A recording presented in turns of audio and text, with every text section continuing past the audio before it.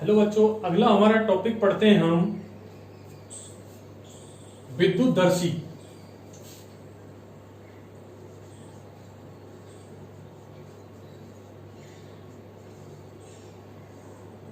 या स्वर्णपत्र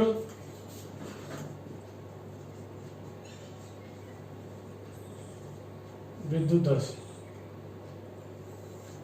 मतलब इलेक्ट्रोस्कोप है। विद्युत का मतलब क्या होता है, कहीं पर आवेश होगा, और दर्शी का मतलब उसका संसूचन कर देना।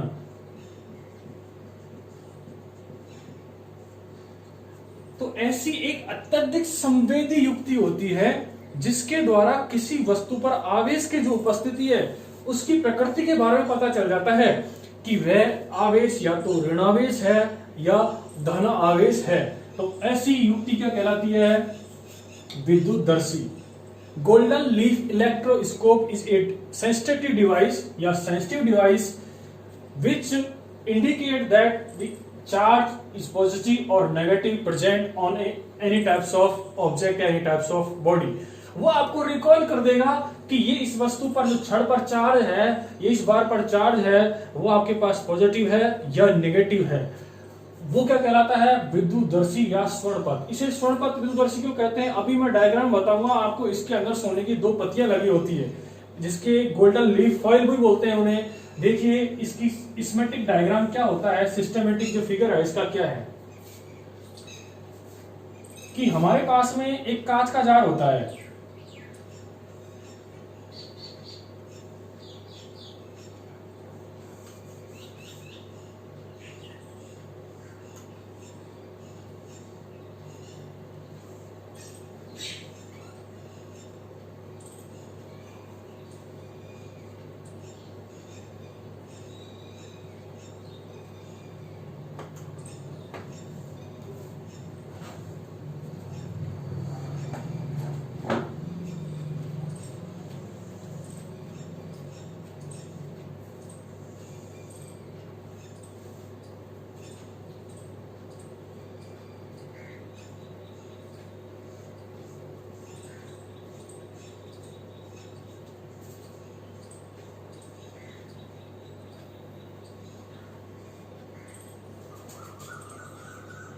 ये हमारे सामने कांच का जार है।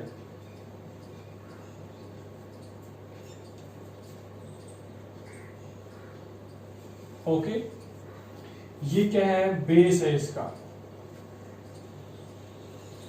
ग्लास बेस है।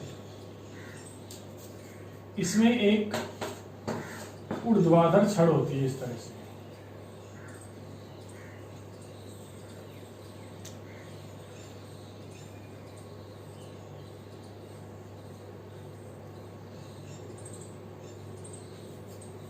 ये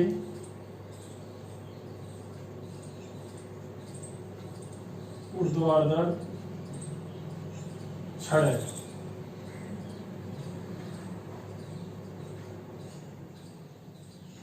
धात्विक ऊर्ध्वाधर छड़।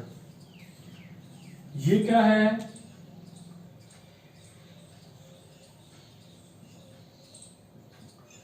धात्विक डिस्क है।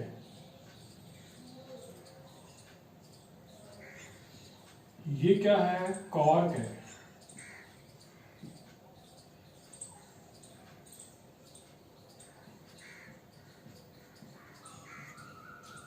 ये क्या है? एक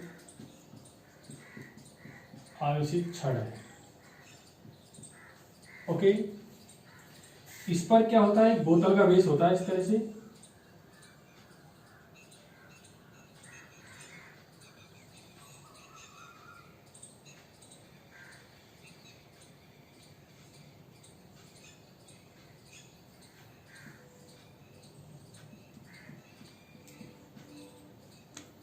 ये बोतल है। ये क्या है? स्वर्ण पत्ती। क्या है? स्वर्ण पत्ती। इसका ये सेक्शन क्या होता है?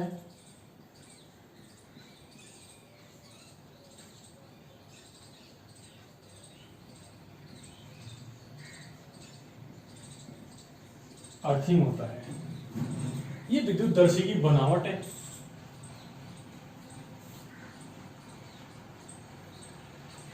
अब देखिए विद्युतदर्शी है आपके सामने, इसमें एक कांच का जार होता है, इसमें एक ऊर्ध्वाधर धात्विक छड़ होती है जिसके निचले सिरे पर बोतल की सहायता से स्वर्ण पत्ती जुड़ी होती है तथा ऊपरी सिरे पर एक धात्विक डिस्क होती है जो किसमें लगी है, कॉर्क के अंदर लगी हुई है। ये तो इसकी बनावट हो गई।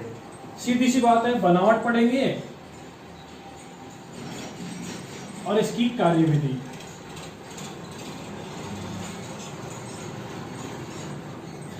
इसकी बनावट और कार्यविधि। तो इसकी जो कंस्ट्रक्शन है वो आपके सामने लिखी हुई है। एक कांच का जार है जो सीधी सी बात है आपके सामने बिल्कुल प्रेजेंट है, एक बोतल सी है। इसमें एक धात्विक छड़ लगी होती है। धात्विक छड़ लग रही है आपको ऊर्ध्वाधर, जो लटकी हुई है ऊर्ध्वाधर दिशा में इस तरह से। इसके ऊपरी सिरे पर एक धात्विक डिस्क लगा हुआ है, नीचे सिरे पर बोतल के आधार द्वारा सोने की पत्ती लगी हुई है। क्लियर है? जबकि इसका बाहरी भाग है जो क्या है, अर्थ है, कॉर्क लगा हुआ है, ऊपर क्या है, एक धनावेशी छड़ है। ये इसकी बनावट है। अब क्रियाविधि क्या होगी, देखिए वर्किंग प्रोसेस।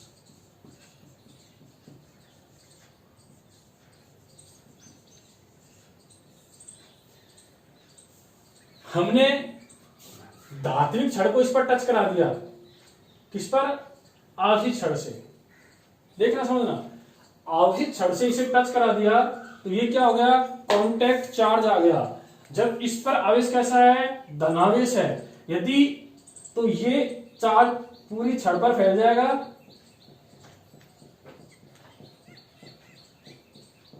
इस तरह इस छड़ पर धनावेशित चार्ज फैल जाएगा।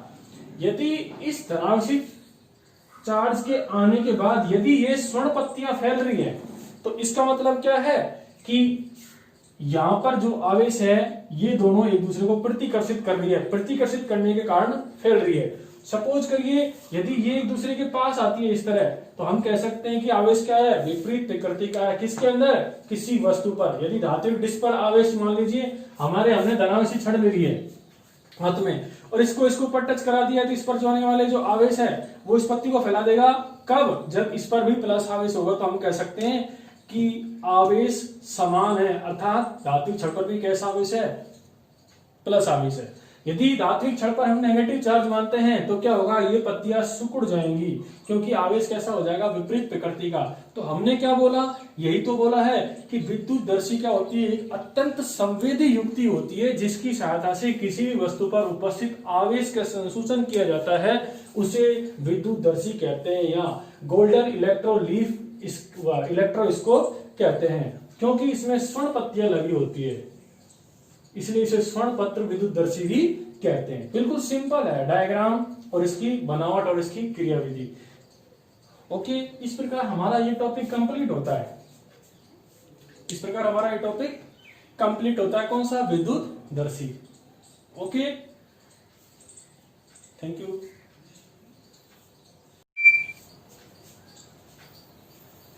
गुड मॉर्निंग स्टूडेंट्स, और कैसे हो, वीडियो क्लास चल रही है, रेगुलर देख रहे होंगे आप लोग।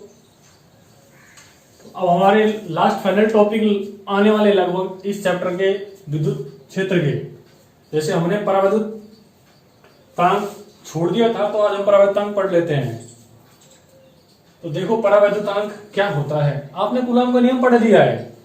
वहां हमने एप्सिलॉन 0 और एप्सिलॉन r तीनों के बारे में सूत्र पढ़ा था एक, कि हम कहते थे कि एप्सिलॉन का मान होता है एप्सिलॉन 0 इंटू एप्सिलॉन r होता है। वहां एप्सिलॉन r का मान निकाले थे एप्सिलॉन अपॉन एप्सिलॉन 0। एप्सिलॉन 0 निर्वात की विद्युतशीलता होती थी, ये माध्यम में विद्युतशीलता होती थी एप्सिलॉन, और ये क्या थी, आपेक्षिक विद्युतशीलता। ये क्या थी, निरपेक्ष विद्युतशीलता। ये माध्यम की विद्युतशीलता या क्या थी, निर्वात की विद्युतशीलता। और ये क्या थी, आपेक्षिक, रिलेटिव परमिटिविटी। तो हम कह सकते हैं कि हमारे सामने टॉपिक क्या है, परावैद्युतांक।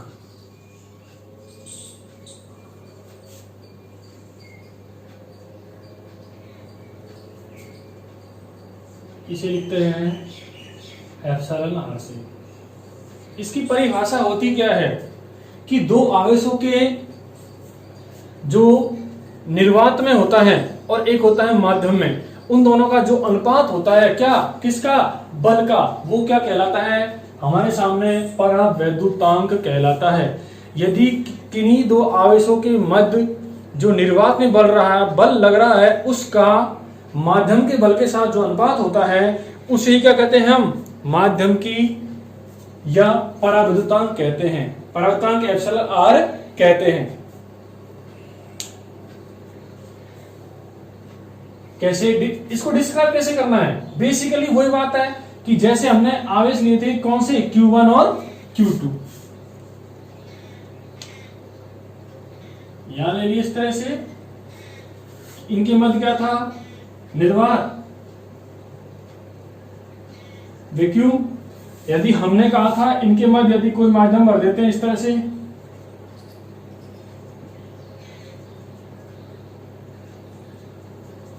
ये क्या हो गया, माध्यम। तो इनके मध्य जो लगने वाला बल होगा वो कितना होगा, F, और या F m होगा। ये कह सकते हैं हम कि ये निर्वात में लगने वाला बल है, ये माध्यम में लगने वाला बल है। जो इन दोनों बलों का अनुपात होता है वो क्या कहलाता है, आपेक्षिक विद्युतशीलता या परावैद्युतांक कहलाता है। तो हम लिख सकते हैं इसे एप्सिलॉन आर बराबर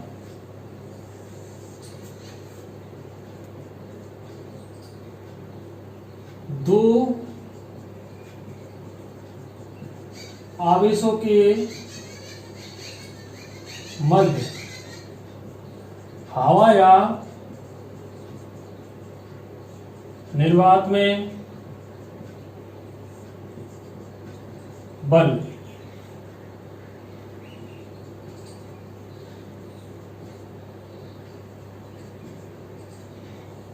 के मध्य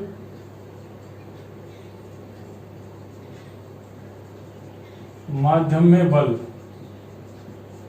ये क्या है, Fm का जो अनुपात है कहलाता है परावैद्युतांक कहलाता है। इसी समीकरण नंबर एक देते हैं। परावैद्युतांक की परिभाषा क्या हो गई, आवेशों के मध्य निर्वात में जो बल है उसका माध्यम में जो बल के साथ अनुपात है वो परावैद्युतांक कहलाता है। क्लियर है ये बात। अब हम पढ़ेंगे कि ये सूत्र कैसे आता है, एप्सिलॉन आर का मान कैसे आता है। तो कह सकते हैं टू प्रूव दैट कि एप्सिलॉन आर बराबर कितना, एप्सिलॉन बटे एप्सिलॉन 0, ये प्रूफ करना है। या हम कह सकते हैं कि सिद्ध करो कि जो माध्यम की विद्युतशीलता है वो निर्वात की विद्युतशीलता और आपेक्षिक विद्युतशीलता के गुणनफल की क्या होती है, बराबर होती है। या निरपेक्षिक जो विद्युतशीलता होती है वो माध्यम की विद्युतशीलता, निर्वात की विद्युतशीलता और आपेक्षिक विद्युतशीलता के गुणनफल के बराबर होती है। इन दोनों गुणनफल हमें सिद्ध करना है। कैसे करेंगे, देखो हमें पता है कूलाम के नियम से क्या है,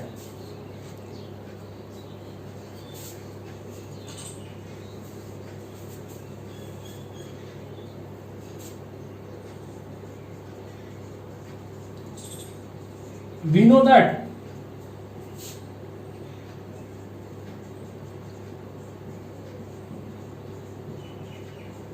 कूलाम के नियम से, इस तरह से यहां पर हमने Q1 आवेश बनाया और इस तरह से ये Q2 आवेश बनाया। इनके मध्य की दूरी कितनी है, R है। ये किसमें है, निर्वात में है। तो यहां लगने वाला जो बल होगा वो कितना होगा, बल F बराबर कितना, K Q1 Q2 अपन कितना, R स्क्वायर। तो इसे किस फॉर्मेशन लिख सकते हैं, F बराबर 1 अपन कितना, 4 pi epsilon 0 into Q1 Q2 अपन कितना, R स्क्वायर न्यूटन। इसी समीकरण का नंबर दे दें 2। ये किसमें है, निर्वात में। इसी तरह सेम ये दो आवेश है कौन से, Q1 और Q2। यदि इन दोनों आवेशों के मध्य क्या भरा हुआ है, R दूरी पर कोई माध्यम भरा हुआ है, ये क्या है, माध्यम, दैट मीन्स मीडियम। तो इनके मध्य लगने वाला बल होगा कितना होगा, ये तो निर्वात में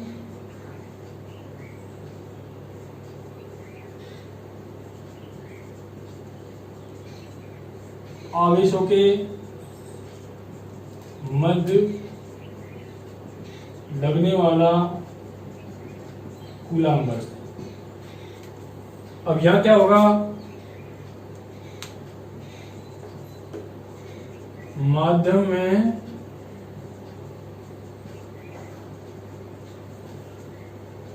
आवेशों के मध्य लगने वाला कूलाम्ब बल। ओके, इसका क्या हो जाएगा, Fm बराबर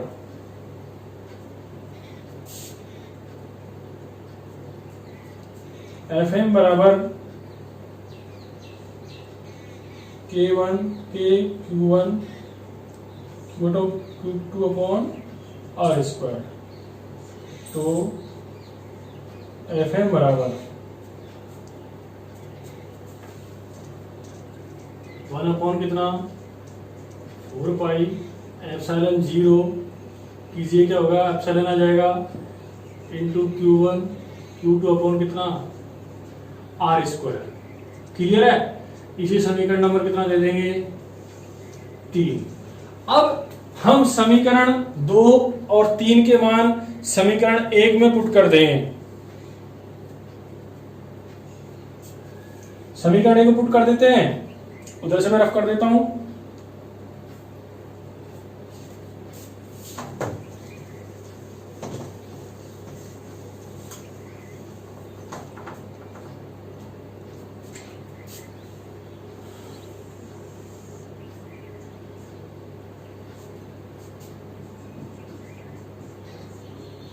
समीकरण 1 से, समीकरण 1 क्या है, एप्सिलॉन आर बराबर एफ अपॉन कितना एफ एम। एप्सिलॉन आर बराबर कितना पुट करेंगे Q1 Q2 अपॉन कितना 4 pi epsilon 0 into R square बटे Q1 Q2 अपॉन कितना 4 pi epsilon into R square. ये न्यूटन हो जाएगा, ये भी न्यूटन में आ जाएगा, न्यूटन से न्यूटन कट जाना है। तो एप्सिलॉन आर बराबर कितना आ जाएगा Q1 Q2 upon 4 pi epsilon 0 R square गुणा 4 pi epsilon into R square बटे Q1 Q2। ये Q1 Q2 से ये कट गया, 4 पाई से 4 पाई और आर स्क्वायर से आर स्क्वायर। क्या बचा, एप्सिलॉन आर बराबर कितना एप्सिलॉन बटे एप्सिलॉन 0। ये क्या आएगा 9 यूनिट, इसकी कोई मात्रक नहीं होगी। तो हमारे पास क्या आ गया, हेंस प्रूफ कि ऐसा इसलिए होता है। तो हमने कह दिया कि एक्चुअल में आपेक्षिक विद्युतशीलता है, उसका जो मान है वो माध्यम की विद्युतशीलता का निर्वात की विद्युतशीलता के साथ जो अनुपात होता है उसके बराबर होता है।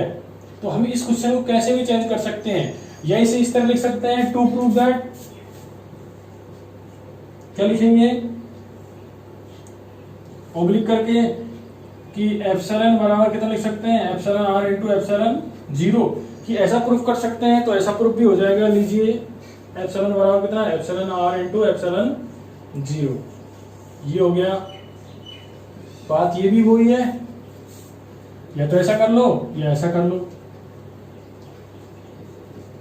तो ये प्रूफ है आपके सामने कि इस तरह से हमारे सामने हम कह सकते हैं कि ये निर्वात की विद्युतशीलता है, ये आपेक्षिक विद्युतशीलता है, ये निरपेक्ष विद्युतशीलता है। तीनों में 0 आ रहा है, वैक्यूम है, ये माध्यम है, और ये क्या है आपेक्षिक रिलेटिव। इस प्रकार ये टॉपिक भी पूरा होता है कि हमने ये प्रूफ कर दिया, टू प्रूव दैट। परिवर्तन की परिभाषा को पता चल गई है कि दो आवेशों के मध्य जो माध्यम में बल लग रहा है, सॉरी निर्वात में जो बल लग रहा है उसका माध्यम के बल के साथ जो अनुपात होता है वो परावैद्युतांक कहलाता है। जैसे हमने पढ़ा था कि हमारे सामने एप्सिलॉन आर का मान वहां कितना हो रहा था कि 0 हो रहा था, तो हम कह सकते हैं उस स्थिति में बल लगने वाला मान कितना हो जाएगा, अनंत हो जाएगा। किसका, दो जब सुचालक माध्यम भर दिया जाता है किनके बाद, दो आवेशों के मध्य में। तो इस प्रकार हमने इस स्थिति से इन दोनों को प्रूफ कर लिया है। ओके, इस प्रकार टॉपिक कंप्लीट होता है। इसके दोनों मेथड है, कुछ भी प्रूफ हो सकता है। Okay, thank you. आप उतार लो इसे आसानी से, स्नैपशॉट ले लो जैसे भी है। ओके।